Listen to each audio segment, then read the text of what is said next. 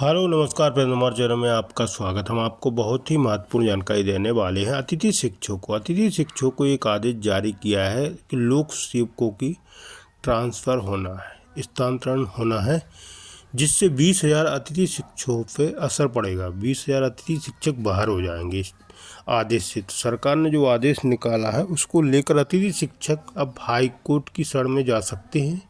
ठीक है फ्रेंड्स, नहीं तो 20,000 अतिथि शिक्षक बाहर निकाले जा सकते हैं। जो लोक सेवकों का आदेश जारी किया गया है उसको लेकर तो बहुत ही महत्वपूर्ण खबर है। रविकांत गुप्ता जी ने इस संबंध में क्या कहा है और उनका आगे क्या प्लान है, पूरी विस्तार से मैं जानकारी देने वाला हूं और एक वीडियो भी दिखाने वाला हूं।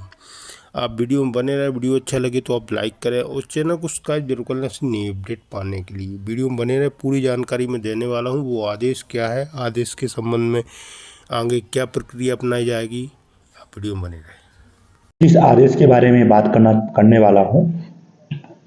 वो आदेश हमारे लिए एक अभिशाप के जैसे ही है, क्योंकि इसके पहले भी लगभग 20,000 प्रमोशन मध्य प्रदेश सरकार कर चुकी है और ये आदेश जो 27 अक्टूबर को जारी हुआ है, इसके आदेश के बाद भी लगभग 20,000 लोक सेवकों के प्रमोशन होने हैं, जिसका सीधा इफेक्ट हमारे भाइयों, हमारे साथियों पे पड़ेगा जो मध्य प्रदेश में के सरकारी स्कूलों में काम कर रहे हैं।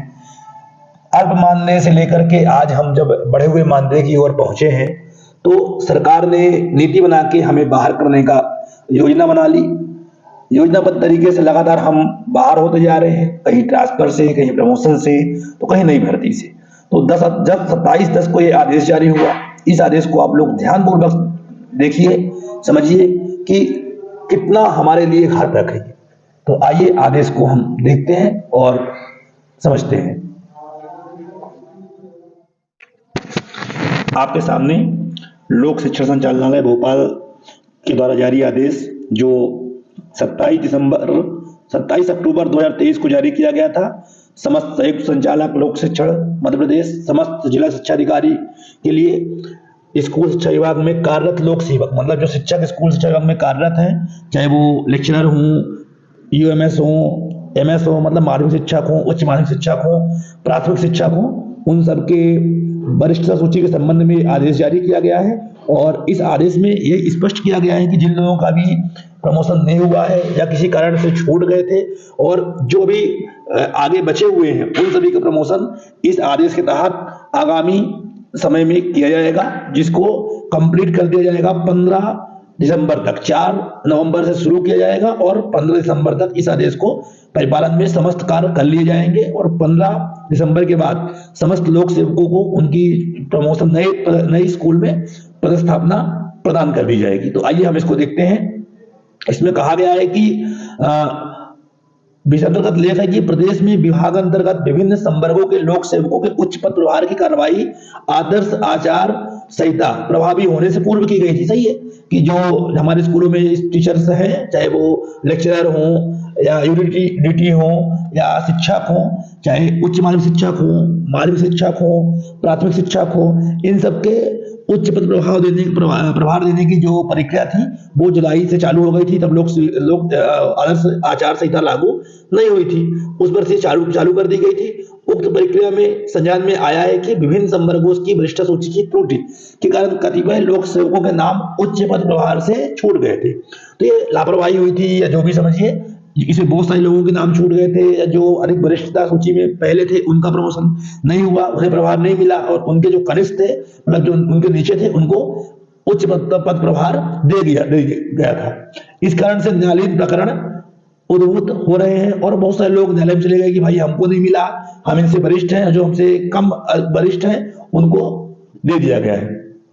न्यायालयीन प्रकरणों के निराकरण की दृष्टि से समस्त लोक संवर्गों की वरिष्ठ सूची में संशोधन की कार्रवाई है तो समय सारणी दी गई थी। आप लोग देख पा रहे हैं, आपके सामने है कि जो समय सारणी दिख रही है, इस समय सारणी के अनुसार इन्हें सभी लोगों को का काम करना है। जैसे पहले है जिला शिक्षा अधिकारी द्वारा ग्रेडेशन के में अंकित लोक सेवकों के समक्ष अंकित रिक्त कॉलम त्रुटिपूर्ण जानकारी की सुधार की प्रविष्टि, जो भी इनमें रिक्त पद में कॉलम में सुधार, मतलब कहीं किसी ने कुछ और जगह पे मांगे थे वो कहीं और गया, ग्रेजुएशन में छूटे हुए लोग सेवकों के नाम, जो नाम छूट गए थे उनके नाम जोड़ना, अंतिम ग्रेजुएशन लिस्ट जारी करना कि जो अंतिम में होगा, मतलब अंतिम बार जो फाइनल लिस्ट जारी करना है इन्हें, ग्रेजुएशन लिस्ट के आधार पर दावे आपत्ति हो तब आवेदन प्राप्त करना। अब मान लो किसी को प्रॉब्लम हो रही है तो इसमें अपना आपत्ति करेगा और उसका निराकरण करना है, और 15 दिसंबर को अंतिम लिस्ट जारी कर देना है जिसमें कोई भी फिर आवेदन या दावा आपत्ति नहीं हो पाए।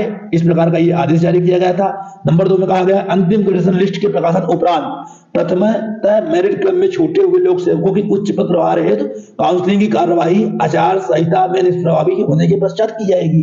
जो लोग बचे हुए थे उन सबकी ज्वाइनिंग के लिए आचार संहिता के बाद शुरू कर दिया जाएगा, और उन्हें ज्वाइन करवाने के लिए सहायक शिक्षक, प्राथमिक शिक्षक, प्रवेश सूची संशोधन कार्य जिला शिक्षा अधिकारी स्तर से उच्च पद की वरिष्ठ सूची की कार्यवाही संचालनालय की समस्त शाखाओं यथा स्थित स्थापना 1 और 2, 3, 4 में की जाएगी, और लिपिक संवर्ग की वरिष्ठ सूची का संशोधन संचालनालय के पत्र संचालनालय की स्थापना 4 शाखा में की जाएगी।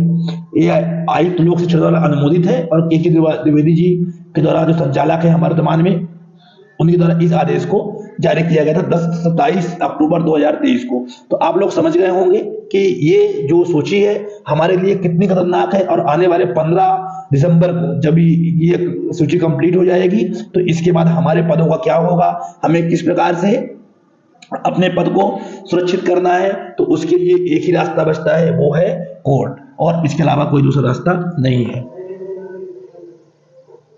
साथियों, आप लोगों ने आदेश को देखा कि आदेश में किस प्रकार से सरकार ने हमारे खिलाफ में षड्यंत्र रचा है कि 15 दिसंबर के बाद लगभग 20,000 अतिथि शिक्षकों की जगह पर प्रमोशन से शिक्षक पहुंच जाएंगे। इसके बाद हमारा क्या होगा, क्या करेगी सरकार हमारा, उसका अभी तक कुछ भी निर्णय किसी भी सरकार ने नहीं लिया। सरकार किसकी बनती है ये भी हम नहीं जानते, और अगर ये आदेश जारी होता है और अनुबंध का आदेश जारी नहीं हुआ 15 दिसंबर को, अगर 20,000 लोक सेवकों के जिस प्रकार का इसमें कहा गया है लोक सेवकों के प्रमोशन किए जाते हैं, तो इसका सीधा असर हमारे पदों पर होगा। चलो किसी प्रकार से इस साल का हम अपना पद बचा लेंगे, पर इसके बाद क्या। अतः मैं आप सबसे अनुरोध करता हूं, हाथ जोड़कर आग्रह करता हूं कि सभी लोग अपना अपना पद बचाने के लिए इस मुहिम में जुड़े, और हाई कोर्ट से शुरू करते हुए सुप्रीम कोर्ट तक अपनी लड़ाई को लड़ें और अपने पदों को बचाएं, अपना भविष्य सुरक्षित करें। इससे ज्यादा मैं कुछ नहीं कहूंगा। बाकी आप खुद समझदार हैं, आप शिक्षक हैं, आपको मेरे पीछे नंबर दिख रहा है, आपको अगर कोई भी जानकारी लेनी है अन्य तो उस नंबर पे मैसेज कर सकते हैं, आपको उसमें पूरे जवाब मिल जाएंगे। और